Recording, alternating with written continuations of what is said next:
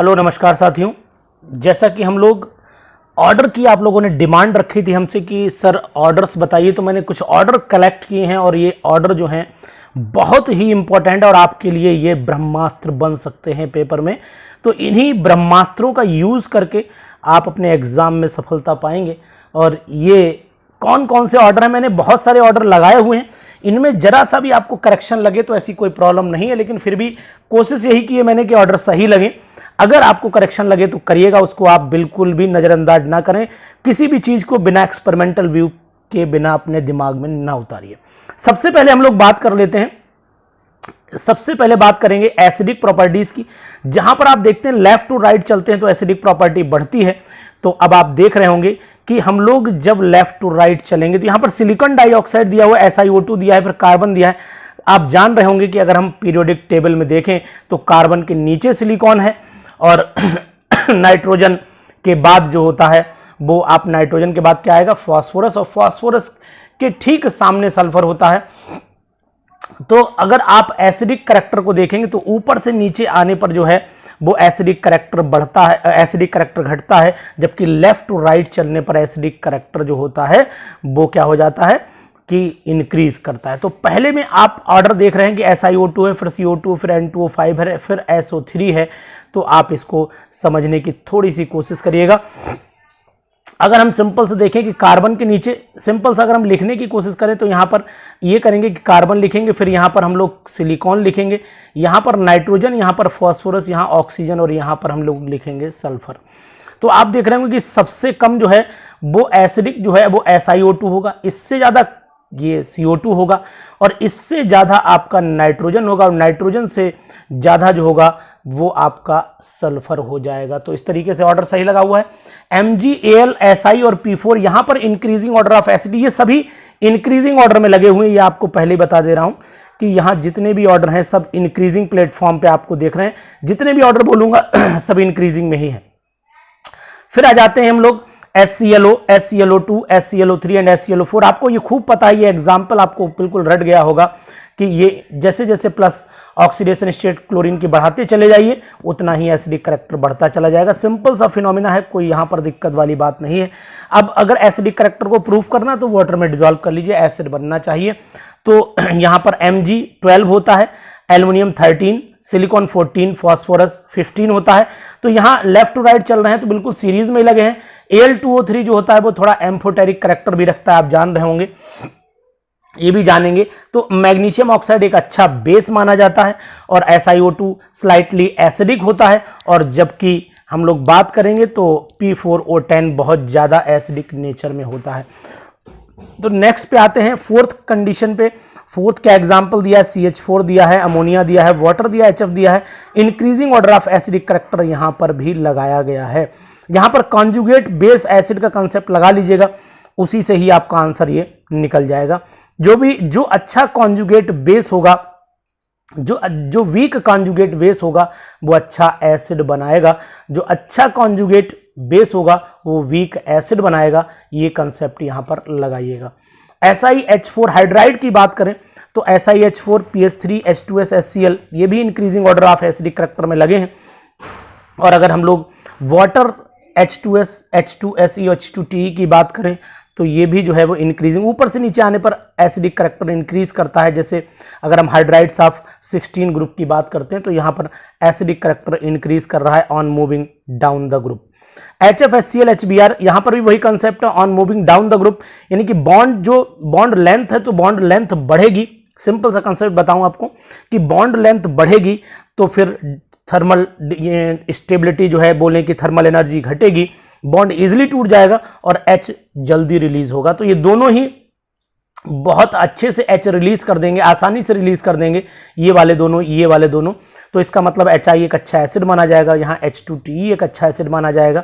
यहाँ पर कोई भी अगर आपको एक्सेप्शन लगे, कोई ऐसी प्रॉब्लम नहीं कि भाई मैंने तो एक सिंपल कंसेप्ट से बनाए हुए हैं, आप इसमें कोई भी अगर आपका अपना भी कोई व्यू है तो जरूर बताइएगा। हम लोग फिर आते हैं इंडियम, गैलियम और एल्युमिनियम पे। ये भी इंक्रीजिंग ऑर्डर ऑफ, ऊपर से नीचे आने पर बेसिक करैक्टर बढ़ेगा तो फिर ऊपर से सबसे ऊपर एसिड होगा, तो वही लगाया हुआ है यहाँ पर। BF3, BCl3 इसके आने की उम्मीद मुझे ज़्यादा लग रही है इस बार, ये एग्जाम में आने का उम्मीद लग रहा है मुझे। और भी एग्जाम्पल आपको बता दूं कौन सा आने की उम्मीद लग रहा है मुझे। ये वाला एग्जाम्पल भी पता नहीं क्यों मन कर रहा है कि ये भी एग्जाम में आ सकता है, ये वाला भी एग्जाम में आ सकता है। ये 3 मुझे यहां पर ऐसे लगे जो मुझे आपको इंपॉर्टेंट बता देने चाहिए। उसके बाद हम लोग बॉन्ड एंगल पर, ये भी सब इंक्रीजिंग ऑर्डर में ही लगे हुए हैं, आप देख रहे होंगे। इसको स्क्रीन शॉट आप ले लीजिएगा और इसको लिख लीजिएगा यहां पर।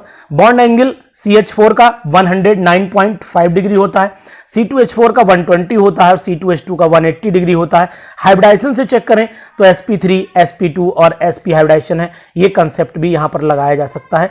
तो जहां मुझे समझ में आ रहा है कि नहीं कंसेप्ट बताना चाहिए, बता दे रहा हूं। जहां पर आपको आइडिया ऑलरेडी है तो वहां पता नहीं, क्योंकि जितने भी मेरे साथी ये वीडियो देखते हैं सभी मैक्सिमम लोग जो हैं वो केमिस्ट्री के महान विशेषज्ञ हैं, है ना, महान अच्छे विद्यार्थी भी हैं, टीचर भी हैं, प्लस हमारे जितने भी सहयोगी साथी हैं ये सभी अच्छे लोग हैं। तो ये जान रहे होंगे कि ऑर्डर हर जगह बताने की जरूरत हमें नहीं पड़ रही है। अब अगर हम लोग नेक्स्ट बॉन्ड एंगल देखें तो H2O में कितना होता है 104.5, अमोनिया में 107, मीथेन में 109 और CO2 में फिर वही आ जाता है 180 डिग्री। तो इस तरीके से आप एंगल्स को जरा नजर में भर लीजिए और ये एंगल अब यहां बार बार बताने की मुझे जरूरत नहीं पड़नी चाहिए। देखिए कुछ जगह जरूरत पड़ती है, कुछ जगह जरूरत नहीं पड़ती है। बॉन्ड एंगल ऊपर से नीचे आने पर डिक्रीज करता है, हाइड्राइड का बॉन्ड एंगल ऊपर से नीचे आने पर डिक्रीज करता है। तो अगर हम फोर्थ वाला भी देखें तो यहां पर भी हम आपको बता देते हैं कि यहां वही कि अमोनिया का बॉन्ड एंगल ज्यादा होगा, PH3 का कम होगा और ASH3 का और कम होगा, क्योंकि ऊपर से नीचे आने पर इलेक्ट्रोनेगेटिविटी पावर, यानी कि नाइट्रोजन और हाइड्रोजन के बीच में जो लोन पेयर, वेस्पर थ्योरी का कंसेप्ट लगाइए आप यहां, सिंपल सा लोन पेयर रिपल्सन ज्यादा होता है as compare to lone pair bond pair, as compare to bond pair. तो लोन पेयर कंसेप्ट लगा दीजिए। जितना ज्यादा आप कंसेप्ट लगाएंगे वेस्पर थ्योरी का उतना ही ये कंसेप्ट आपका क्लियर होता चला जाएगा। तो आपने यहां पर सभी एग्जांपल्स देख लिए हैं। मैंने वीडियो को यहां पर इतनी देर इसलिए रोक रखा कि आप इसकी स्नैप ले लें, इसका स्क्रीनशॉट ले लें, आपके काम जरूर आएगा। अब हम लोग नेक्स्ट पेज पर पहुंच लेते हैं।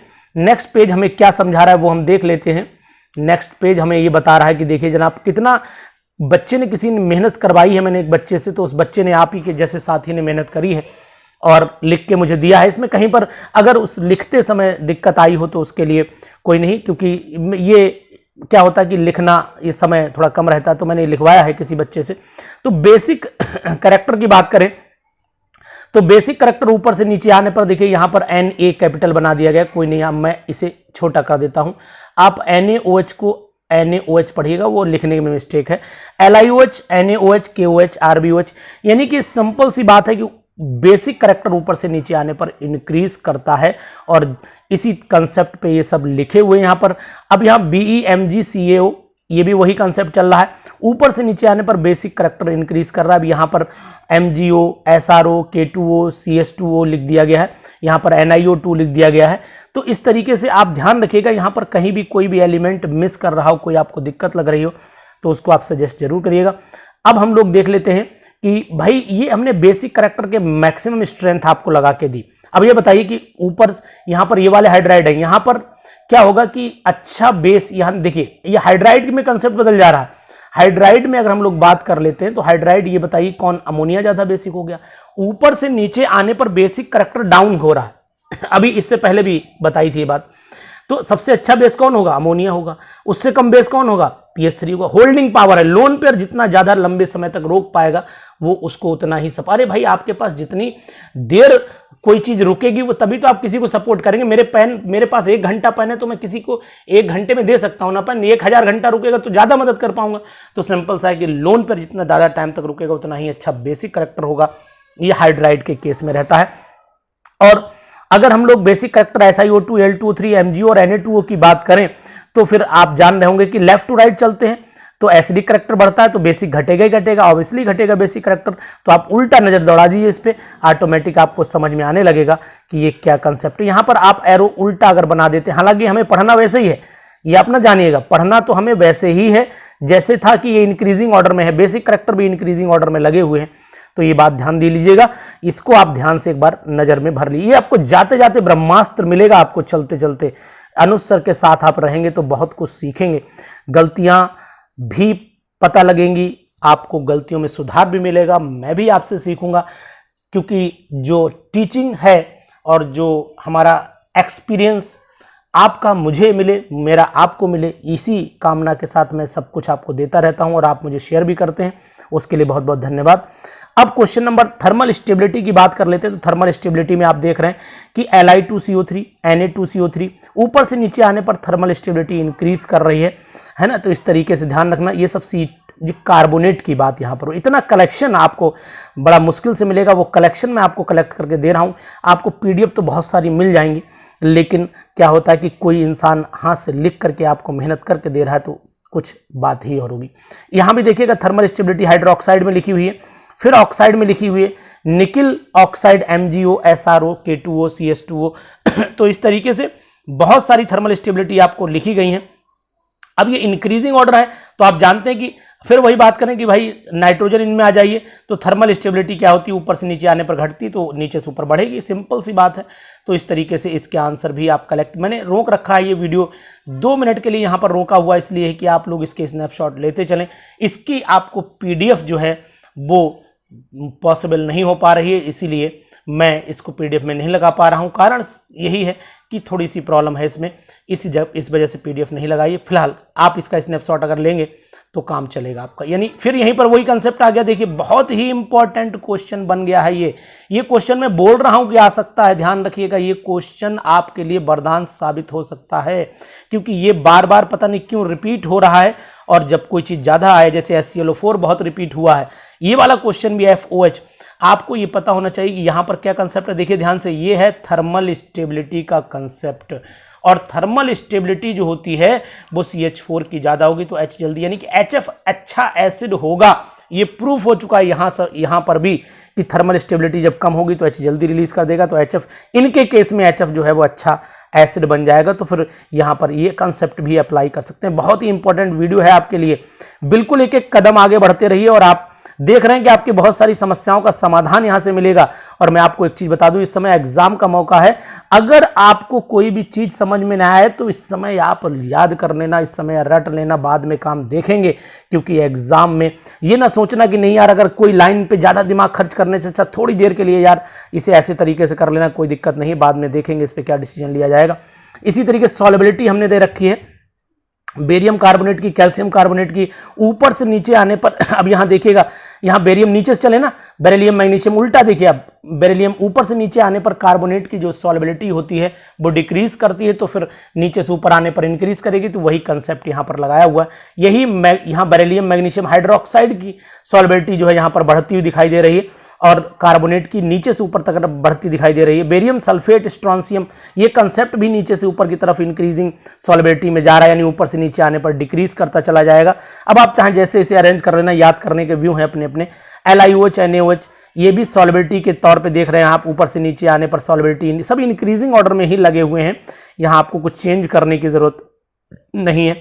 LiF LiCl LiBr LiI LiF NaF KF RBF CSF ये सभी ऑर्डर लगा रखे हैं, सब इंक्रीजिंग ऑर्डर ऑफ क्या है, सॉल्युबिलिटी हैं।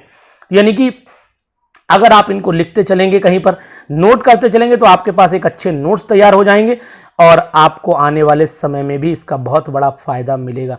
Solubility is inversely proportional to the covalent character, ये आप जान रहे होंगे, तो यहां पर ये भी बात लिख दी गई है इसीलिए क्योंकि आपको जो भी छोटा मोटा कंफ्यूजन हो वो भी दूर हो जाए। तो इसलिए इनमें BaF2 SrF2 MgF2 CaF2 BeF2 CaF2 CaCl2 CaBr2 CaI2 और AgI AgBr AgCl AgF, इस तरीके से आप इनको ध्यान रखिएगा। यहां फ्लोरीन क्लोरीन ब्रोमीन है ना, ये ब्रोमीन है, Br से बना लीजिएगा। और आयोडीन साइज आप देखिएगा, फ्लोरीन एटम Ag तो सिल्वर है ना, साइज में छोटा है, और I बड़ा है साइज में, Br उससे छोटा, Cl उससे छोटा, फ्लोरीन उससे छोटा। तो ध्यान रखिएगा, यहां पर लगा लेना अपना सिंपल सा कंसेप्ट, वही अपने फजान भैया को लगा देना, और फजान भैया जब खड़े होंगे यहां पर तो इसके कैरेक्टर सॉल्युबिलिटी सब बाहर निकल कर आ जाएगी। तो इसलिए इस वीडियो को जरूर देखिए, ध्यान से देखते रहिएगा। नेक्स्ट पेज पे हम लोग बढ़ लेते हैं। नेक्स्ट पेज हमें क्या कहता है वो जानते हैं, देखते हैं क्या बता रहा है, क्या समझाने की कोशिश करता है। नया पेज आयनिक करेक्टर पे आ चुका है। आयनिक करेक्टर ये सब इंक्रीजिंग ऑर्डर में, फिर बोल दूं इंक्रीजिंग ऑर्डर में ही लगे हैं, ऊपर से नीचे आने पर आयनिक करेक्टर बढ़ता चला जाएगा। तो आयनिक करेक्टर बढ़ेगा तो यानी LiBr कम आयनिक होगा। पता ही है आपको, कोवेलेंट करैक्टर भी रखता है, थोड़ा बहुत हल्का फुल्का कोवेलेंट भी रहता है इसके अंदर। और CSBr ज़्यादा आयनिक होगा। LiF, NaF, KF, BF, CSF वही same condition, BeCl2, MgCl2, CaCl2, SrCl2। भाई BeCl2 कोवेलेंट करैक्टर रखता है, जानते हैं आप। BeCl3, AlCl3, AlCl3 में भी कोवेलेंट रहता है, गैलियम पे जाकर के आयनिक करैक्टर बनता है, ये भी ध्यान होगा आपको। इसके बाद आप वेनेडियम के क्लोराइड ले लीजिएगा, कोई दिक्कत वाली बात नहीं। एल्युमिनियम, इस तरीके से aluminium fluoride, magnesium fluoride, sodium fluoride, जानते हैं कि NaF जो होता है उसके अंदर ज़्यादा जो है आयनिक करैक्टर रहता है। ये बात आपको दोबारा बता दूं, आयनिक करैक्टर में ही चल रहे हैं हम लोग। इस तरीके से HI, HBr, HCl, HF, यानी ऊपर से नीचे, यहाँ पर देखिए नीचे, ऊपर से नीचे चलेंगे तो आयनिक करैक्टर क्या हो रहा है, यहाँ पर हाइड्राइड के केस में घट रहा है, तो अब यहाँ पर HI नीचे से ऊपर आइए, देखिए HI से HF चलिए तो आयनिक करैक्टर आपको बढ़ता हो। फ्लोरीन की इलेक्ट्रोनेगेटिव पावर ज़्यादा है, तो ये इलेक्ट्रॉन को खींच के टाइटली हेल्ड करके रखेगा, ये भी जान लीजिए। CuCN, AgCN में देखेंगे तो AgCN ज़्यादा आयनिक है, CuCN थोड़ा कम आयनिक है। AgCl, KCl में भी वही कंडीशन है, KCl ज़्यादा आयनिक है और AgCl थोड़ा कम आयनिक है। अब एटॉमिक रेडियस की बात करें, यहाँ तो मुझे कुछ बताना ही नहीं है। आइसो इलेक्ट्रॉनिक जो स्पेसीज होती हैं उसमें देखिएगा कि साइज उसका छोटा होगा जिसमें प्रोटॉन्स ज़्यादा होते हैं, और प्रोटॉन जिसमें ज़्यादा होंगे वो आप जान रहेंगे साइज छोटा हो जाएगा। तो ये इंक्रीजिंग ऑर्डर में ही लगे हुए हैं। 12 भाई प्रोटॉन, मैग्नीशियम में देखें तो प्रोटॉन 12 हो जाते हैं, सोडियम में 11 हो जाते हैं, फ्लोरीन में 9, ऑक्सीजन में 8 और नाइट्रोजन में 7 हो जाते हैं। तो प्रोटॉन का नंबर घट रहा है तो ऑटोमेटिक साइज बढ़ेगा क्योंकि आइसो इलेक्ट्रॉनिक है।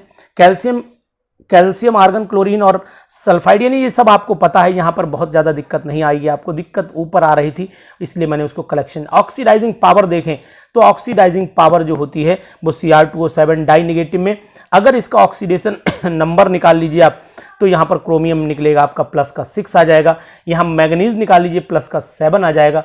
तो आप समझ पा रहे होंगे मैं कहना क्या चाह रहा हूँ। ऑक्सीडेशन स्टेट का कंसेप्ट, बहुत अच्छा ऑक्सीडाइजिंग एजेंट जो होता है वो कौन होता है, वो फ्लोरीन F2 लगा हुआ है, नीचे दिख रहा होगा I2Br2Cl2F2। This is the increasing order. Already पहले बता दूं इंक्रीजिंग ऑर्डर बार बार रिपीट इसलिए कर रहा हूं क्योंकि आप इस बात को समझ पाएं। यहां पर देखिए MnO4 डाई नेगेटिव है, यहाँ MnO4 नेगेटिव है, यहाँ +7, यहाँ +6। मेरी भाषा आप समझना चाह रहे होंगे। Cr2O7 में ऑक्सीडेशन स्टेट निकाल के चेक कर लीजिए, +6 आएगी। MnO4 नेगेटिव में निकाल के चेक कर लीजिए, +7 आएगी। Oxidation state central metal atom की बढ़ाइए और ऑक्सीडेशन स्टेट यानी ऑक्सीडाइजिंग पावर को बढ़ाते चलिए। तो ध्यान रखिएगा इस चीज़ का। इसी तरीके से हम लोग इनमें भी चले आते हैं। ये जितने भी एलिमेंट है वो आपके सामने हैं, दिख रहे होंगे कि किसकी ऑक्सीडाइजिंग पावर ज़्यादा होगी, वो आपको एलिमेंट लगा करके रखे गए हैं। अब आपको ध्यान ये रखना कि कोई बाई मिस्टेक अगर कोई इधर उधर लिख गया हो तो जनाब कोई भी बात अमर नहीं होती है। मैं भी आप में से एक हूं, इसलिए क्योंकि ज़्यादा लिखा हुआ है, हो सकता है हाथ कहीं डिसबैलेंस हुआ हो, मैं इसलिए बार बार बोल देता हूं क्योंकि आपको कोई परेशानी और तकलीफ ना होने पाए, मेरी वजह से नहीं। कहे नहीं सर आपने ऐसा कर दिया, तो नहीं, मैं तो भला ही चाहता हूँ, ठीक है। और आप उसमें बिल्कुल बेफिक्र होकर पढ़िए, कोशिश यही की कि सही लिखा जाए। अब आयनेशन एंथैल्पी, आयनेशन एनर्जी की बात करें, दुनिया को पता है कि लेफ्ट टू राइट चलते हैं आयनेशन एनर्जी बढ़ जाती है ना। Lithium boron. अब यहाँ पर एक चीज देख लीजिएगा ध्यान से, यहाँ पर बोरॉन भैया को पहले लिखा गया, दिख रहा है, नाइट्रोजन भैया को बाद में लिखा गया, ऑक्सीजन पहले, जबकि ऑक्सीजन उधर आना चाहिए। ये आपको हाफ फिल्ड कन्फ्यूरेशन p ऑर्बिटल का, उससे कंसेप्ट क्लियर हो जाएगा। और हीलियम जो होता है इसकी आयनेशन एंथैल्पी बहुत ज़्यादा हो जाती है, ये आप जान रहे होंगे क्योंकि साइज में छोटा इलेक्ट्रॉन खींचना मुश्किल है। अरे भाई यार, तुम्हारा घर अगर छोटा होगा, तुम अपने आप को थोड़ी देर के लिए इलेक्ट्रॉन मान लो और अपने मम्मी पापा को फोर्स ऑफ अट्रैक्शन मान लो, न्यूक्लियर पावर मान लो, तो क्या होगा, अगर घर छोटा होगा तो तुम मम्मी पापा के डायरेक्ट अटैचमेंट में हो। कोई दोस्त मैंने बोला अरे आओ यार खेलने चलें, तो फिर देखोगे अरे फोर्स ज़्यादा लगा हुआ, निकलना मुश्किल है। घर ही तुम्हारा बड़ा है तो फिर क्या है, मोहल्ले में घर बड़ा है तो घंटी बजाई, आधा किलोमीटर पर घर बना हुआ है, गए बाहर, बोले पापा बेटा कहाँ थे, बोले कुछ नहीं पापा यहीं बगीचे में तो बैठे थे बाहर। तो इस तरीके का साइज छोटा होगा तो पावर बहुत ज्यादा, स्टेबल कन्फ्यूरेशन भी है, साइज भी छोटा है, तो इसका मतलब है कि आयनेशन पावर ज्यादा हो जानी चाहिए। ये यहां पर लगाइएगा कंसेप्ट। इसके बाद हम लोग बढ़ लेते हैं आगे, नेक्स्ट पेज पर आते हैं। ये मैंने बहुत सारा डाटा आपके लिए इकट्ठा किया, इसलिए नहीं इकट्ठा किया आप इसे देखें, इसलिए इकट्ठा किया। कल इस ब्रह्मास्त्र का यूज जरूर करिएगा आप। मेल्टिंग पॉइंट की बात करें तो मेल्टिंग पॉइंट का भी मैंने ये सब लगा दिया अरेंजमेंट। Na आपको यहाँ पर NaI है, ये बच्चा लिखा गया है यहाँ पर NaI है ना, तू ना आई, ध्यान देते हैं आप। NaI, NaBr, NaCl, NaF, BeCl2 MgCl2 आपको मेल्टिंग पॉइंट का ये ऑर्डर मिल रहा है। तो ध्यान रखें कि भाई लिथियम सॉफ्ट मेटल है ना, सोडियम थोड़ा उससे कम, पोटेशियम, रुबिडियम, सीजियम, ये मेल्टिंग पॉइंट के भी इंक्रीजिंग ऑर्डर ही लगे हुए हैं जनाब। ध्यान रखिएगा, साइज छोटा है ना, इस तरीके से। तो अब साइज का कंसेप्ट भी लगा लीजिएगा, कोवेलेंट कैरेक्टर भी लगा लीजिएगा, आयनिक कैरेक्टर का कंसेप्ट भी लगा लीजिएगा। जैसे जहां जैसा माहौल हो उस कंसेप्ट पे काम करिएगा। यहाँ पर आपका AlCl3 MgCl3, ये NaCl3 गलत लिख गया, यहाँ पर ध्यान रखिएगा, ये यहाँ पर MgCl2 होना चाहिए था और ये NaCl होना चाहिए था, इसको थोड़ा सही कर लीजिएगा। AlCl3 MgCl2 NaCl, इसको करेक्शन, जैसे इस तरीके के छोटे मोटे करेक्शन कहीं लगे तो उसको निसंकोच कर लीजिएगा, उस पर बहुत ज़्यादा डिस्कशन करने की आपको ज़रूरत नहीं पड़नी चाहिए। डेंसिटी पे आ जाते हैं। डेंसिटी का येलो कलर से बना दिया है बच्चा ने ये, तो ये ज़रा ध्यान से देखिएगा, जूम तो मैंने कर दिया है। फिलहाल NaAlFe मैं बोल भी दे रहा हूँ, NaAlFe Pb और Au। उसके बाद यहाँ पर आए एलाई डेंसिटी, तो सॉफ्ट मेटल की कमी ही होती है, आप जान रहे होंगे। लिथियम, पोटेशियम, सोडियम, रुबिडियम ऊपर से नीचे आने पर बढ़ती हुई दिख ही रही होगी। उसके बाद calcium, magnesium, beryllium, strontium, calcium, magnesium, फिर आगे आपका बीच में ये बेरिलियम, स्ट्रॉन्शियम, बेरियम लगा दिया गया है ना। तो अब आप ध्यान रखिएगा यहाँ पर बेरिलियम, ये बेरिलियम ऊपर की जगह नीचे बीच में आके फंस गया है, तो इस चीज़ का भी आप थोड़ा सा ध्यान देंगे कि calcium, magnesium, beryllium, strontium, barium, इसको आप भी एक बार रीचेक भी करिएगा। तो मुझे तो ऑर्डर लग रहा है कि ये ऑर्डर फिर सही है, लेकिन ये बीच में बेरिलियम आया हुआ है, ये आपको बताएगा कि भैया जो है वो डेंसिटी इसकी क्यों ज़्यादा है, ये आपको रीजन, इसका साइज बताएगा, है ना। तो ध्यान रखिएगा, हाईएस्ट डेंसिटी जो होती है वो हाईएस्ट डेंसिटी में अगर आप चले जाएंगे तो फिर आपको element lower density, higher density, देखिए लिखा गया है कि metal of the lowest density lithium लिखा गया, मैं दोबारा इसे साफ करके लिख दे रहा हूँ, लिथियम लिखा गया है ना। इसमें आपका लोएस्ट डेंसिटी हाइड्रोजन की लिखी गई है, दिख रही है आपको, और यहाँ पर ऑस्मियम और इरिडियम लिखा गया है, इस बात का आपको ध्यान रखना है। OS और IR लिखा गया है, इस बात आपको, क्योंकि येलो कलर से यूज़ कर दिया गया है तो थोड़ा कम दिखाई दे रहा है, तो मैंने इसको कन्फ्यूजन को आपको मिटा दिया है।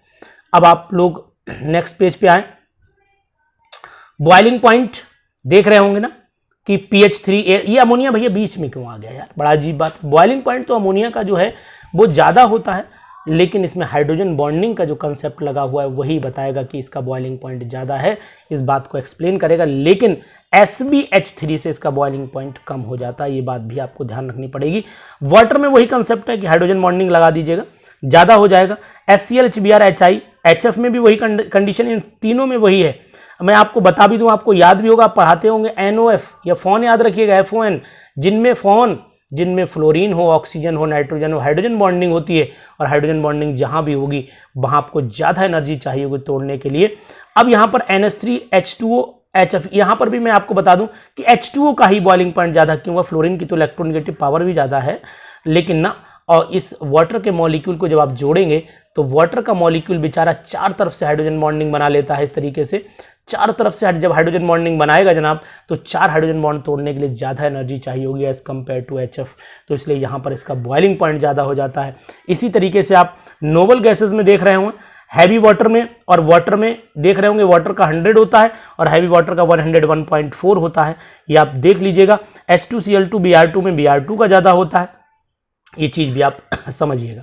इसके बाद हम लोग इलेक्ट्रिकल कंडक्टिविटी बढ़ लेते हैं, जानते हैं इलेक्ट्रिकल, भाई silver is the best electrical conductor माना जाता है, ये आपको पता होना चाहिए, है ना। तो इस तरीके से अरेंजमेंट, ये बहुत सारे अरेंजमेंट ऑलरेडी आपको पता है, तो बहुत मेहनत करके कलेक्ट किए भाई साहब ये आपके लिए, तो जनाब इस पर थोड़ी तो जहमत उठाइएगा, एक लाइक और शेयर तो जरूर बनता है, करिएगा इस पर। तो 14 पे रिएक्टिविटी विद वाटर, अरे पानी से बढ़िया रिएक्शन कौन करेगा जनाब, तो देख लीजिएगा ऊपर से नीचे आने पर रिएक्टिविटी पावर जो है वो इंक्रीज कर रही है, कौन बढ़िया रिएक्शन कर रहा है वो आपको दिख रहा होगा। एक्सटेंट ऑफ, है ना, एक्सटेंट ऑफ हाइड्रोलिसिस, जो हाइड्रोलिसिस पहले किसकी होगी वो आपको दिख रहा है, CCl4, MgCl2, AlCl3, SnCl4, PCl5, आपको लग रहा होगा कि भैया यहाँ पर पहुँचते पहुँचते एक्सटेंट ऑफ हाइड्रोलिसिस बढ़ती चली जा रही है। ये इसके बाद नीचे बिस्मथ क्लोराइड, बिस्मथ यानी BiCl3, उसके बाद SbCl3, Cl3 PCl3 NCl3, यहाँ पर आपको दिख रहा होगा उल्टा लगा हुआ है ऑर्डर, एक्सटेंट ऑफ हाइड्रोलिसिस का ध्यान रखिएगा, बहुत ही इंपॉर्टेंट है ये चीज़। ये व्यू आप स्नैपशॉट लेते चलिए और इसको आप अपने नोट्स बनाते चलिए। बॉन्ड स्ट्रेंथ पे आइए, मुझे बताने की जरूरत नहीं है कि HI का बॉन्ड तो पता ही आपको वीक होता है, स्ट्रेंथ तो फिर HF की ज़्यादा होनी चाहिए, है ना। सिंपल सा IBr, अगर मतलब कहें कि अगर एल्काइल ग्रुप में जुड़ा है तो फिर ऑर्डर ये रहेगा, है ना। भाई बॉन्ड लेंथ बढ़ेगी, जब बॉन्ड लेंथ बढ़ेगी तो बॉन्ड की स्ट्रेंथ तो ऑटोमेटिक डाउन होगी। इस तरीके से nitrogen single bond, double bond, triple bond, इस तरीके से चलिएगा। Nitrogen single bond, double bond और यहाँ पर आएगा आपका ट्रिपल बॉन्ड, ये कंसेप्ट भी याद रखिएगा, बॉन्ड स्ट्रेंथ बढ़ती चली जाएगी यहाँ पर। अब यहाँ पर नेगेटिव लिए मत समझिएगा सर, नाइट्रोजन सिंगल बॉन्ड हमने इधर उधर से बैलेंसिंग सेटिस्फाइड होगी, ग्रुप लिए हैं ASH, SBH, PH और NiNH। तो ध्यान रखिएगा कि इस तरीके से हम लोग जो है बॉन्ड स्ट्रेंथ को देखेंगे कि बॉन्ड स्ट्रेंथ क्या होगी कि नाइट्रोजन हाइड्रोजन को खींच के रखेगा, फास्फोरस थोड़ा कम, Sb और इस तरीके से इंक्रीज कर रहा है ऑर्डर। N2 भाई बॉन्ड स्ट्रेंथ में देखें तो ये भी देख सकते हैं बॉन्ड स्ट्रेंथ में कि यहाँ पर N2 डाई नेगेटिव है, N2 नेगेटिव है, N2 पॉजिटिव, उसके बाद N2 है। यहाँ पर भी बहुत ही इंपॉर्टेंट है आपके लिए कि ये ऑर्डर आप याद रखें। इसी तरीके से मैंने यहाँ पर बॉन्ड ऑर्डर का कंसेप्ट भी आपको बताया हुआ, BO वाला बॉन्ड ऑर्डर भी कंसेप्ट बताया हुआ है कि बॉन्ड ऑर्डर कैसे याद रखें। जिसका बॉन्ड ऑर्डर ज़्यादा होगा इसका मतलब वो बॉन्ड स्ट्रेंथ भी उसकी ज़्यादा होगी, बॉन्ड डिसोसिएशन एनर्जी भी उसकी ज़्यादा होगी। तो इस तरीके से इसको भी हम याद कर सकते हैं। इसी तरीके से LII, यानी हम ऊपर देख रहे हैं हेडिंग दोबारा बॉन्ड स्ट्रेंथ की बात हो रही है, LII, LIBr, LICl, LIF, इसी तरह CSCl, RBCl, KCl, NaCl, है ना। इस तरीके से यहाँ Cl जो है वो स्मॉल कर लीजिएगा, ऐसे कहीं छोटे मोटे करेक्शन लगे करिएगा। ये NaI है, NaI, NaBr, NaCl, NaF। तो ये ऑर्डर आप लोग ध्यान रखेंगे, इन ऑर्डर में ध्यान रखने में आप थोड़ी सी मेहनत आपको जरूर करनी पड़ेगी, लिखना जरूर पड़ेगा आपको। यानी कि अगर हम आपसे कहें कि इनको आप लिख करके एक बार घर पे पढ़ लेंगे, रिवाइज कर लेंगे, तो कल आपको ये बहुत बड़ा वरदान साबित हो सकते हैं। उम्मीद करूंगा कि इसमें से कम 3 से 4 क्वेश्चन मिलने चाहिए, इन ऑर्डर्स में से, अरेंजमेंट में से मिलने चाहिए, और इन ऑर्डर को आप ध्यान से कंठस्थ कर लीजिए, इनको पढ़ लीजिए। रिड्यूसिंग पावर पता है आपको, रिड्यूसिंग पावर ऊपर से नीचे आने पर जो है वो आपने देखी हो, PbCl, SnCl2 रिड्यूसिंग पावर बढ़ रही है ना। हाइड्राइड की देखिएगा, क्लोराइड दिख रहा है SnG, है ना। कसाई जी सन पावे, Pb लेकिन पहले आ गया, ध्यान रखिएगा इस बात का। कसाई जी सन पावे उल्टा लिखा है, Pb से G की तरफ लिखा हुआ है ना। Carbon, silicon, germanium, tin and lead, इस तरीके से। और H3PO3 H3 ये आने की उम्मीद भी मुझे लग रही है, पता नहीं क्यों मन कर रहा है कि इस पे भी मैं गोला बना दूं, मन कर रहा है कि मेरा इस पे भी गोला बना दूं। ये जहां भी गोला बना रहा हूं उनके आने की उम्मीद मुझे थोड़ी ज़्यादा लग रही है, इसीलिए इनको ज़रा फोकस करिएगा। देखिए सब तो हो सकता है, सब में कन्फ्यूज़न आपको भी बने, तो कन्फ्यूज़न की वजह से तो मैंने लिखे हुए हैं, तो ये बड़ा दिक्कत करते हैं, इसलिए मैंने इनको एक जगह कलेक्ट किया है। तो ये वाले ऑर्डर जो हैं आने की संभावना है, जिन पर मैं सर्किल बना रहा हूँ, इन ऑर्डर्स को आप ध्यान में रखिएगा। ये एग्ज़ाम में आ सकते हैं कहीं पर भी, चाहे वो आपका एग्ज़ाम क्यों ना GIC लेक्चरर का ही हो।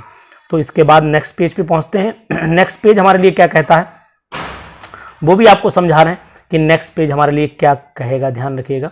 ये कह रहा है कि कोवेलेंट कैरेक्टर, यानी कि कोवेलेंट कैरेक्टर, ये बहुत ही इंपॉर्टेंट है भाई साहब। कोवेलेंट कैरेक्टर इंक्रीजिंग ऑर्डर में लगा हुआ है, लेफ्ट टू राइट चलेंगे तो कोवेलेंट कैरेक्टर बढ़ता चला जाता है और आयनिक कैरेक्टर घटता हुआ चला जाता है। तो इस पे कोई क्वेश्चन भी हैं, बच्चे कर भी रहे हैं, LICl, LIBr, LII, यानी कोवेलेंट कैरेक्टर जो होता है इंक्रीजिंग ऑर्डर में लगे हुए हैं। तो आप जानने हो एटम का size, Fazan rule covalent character को एक्सप्लेन करने में महाशय बहुत ही, तो जितना भी ये ऑर्डर है इस बात का विशेष ध्यान रखेंगे आप लोग। आयनिक जो है वो रेडियस इन वाटर की बात करें, आयनिक रेडियाई इन वाटर की बात करें तो क्या कंडीशन होगी, ये बड़ा अजीब सी बात है। तो ये जरा ध्यान रखिएगा कि हम लोग आयनिक रेडियस इन वाटर में, मतलब ये वाटर के अंदर सॉल्वेंट, जब पानी में डिजोल्व आयंस जो होंगे आयनिक फॉर्म में होंगे, एक्वस सॉल्यूशन में होंगे, ऐसे बोलें एक्वस सॉल्यूशन में होंगे, तो क्या कंडीशन होगी। तो ये आयनिक रेडियस लिख लीजिएगा ध्यान से आप। तो अब आपको करना क्या है, ऊपर से नीचे देखिए, उल्टा चलिए आप, लिथियम, सोडियम, पोटेशियम, यानी इधर से चलना शुरू करिए। तो ऊपर से नीचे आने पर जो सॉल्बिलिटी है वो डिक्रीज कर, मतलब आयनिक रेडियस जो है वो डिक्रीज कर, वाटर के अंदर है, यहाँ पर हाइड्रेशन एनर्जी का कंसेप्ट लगा दीजिएगा, इस बात का आपको ध्यान रखना पड़ेगा। NaMg di positive, L tri positive का कंसेप्ट भी आप लगाएंगे, सेम यहाँ पर भी चल रहा है। Li पॉजिटिव, बी में ज़्यादा जो आयनिक रेडियस होगा वो Be का होगा, Li पॉजिटिव का कम होगा। इंक्रीजिंग ऑर्डर में ऑलरेडी पहले ही बता चुका हूँ लगे हुए हैं। मोलर कंडक्टिविटी जो होती है ऊपर से नीचे आने पर इंक्रीजिंग ऑर्डर में लगा रखी है, ये भी देखिएगा ध्यान से। यहाँ पर बहुत बड़ा डिस्कशन इसलिए करना पॉसिबल नहीं हो पा रहा है क्योंकि ऑलरेडी मतलब जो है लेंथ बढ़ती चली जाती है और इतनी लंबी वीडियो लोगों के लिए देखने के लिए दिक्कत रहती है। रिएक्टिविटी विद हाइड्रोजन की बात करें तो हाइड्रोजन से बढ़िया कौन रिएक्ट करेगा, तो आपके लिए ऑर्डर लगा हुआ है। इंक्रीजिंग ऑर्डर में लगे हुए हैं कौन जल्दी से बॉन्ड बना लेगा, तो बेरिलियम, ये आपका caesium, rubidium, potassium, sodium, lithium लगा हुआ है। इसीलिए इसी तरीके से रिएक्टिविटी टुवर्ड्स हवा, ये आपका एयर में रिएक्टिविटी का ऑर्डर लगा हुआ है।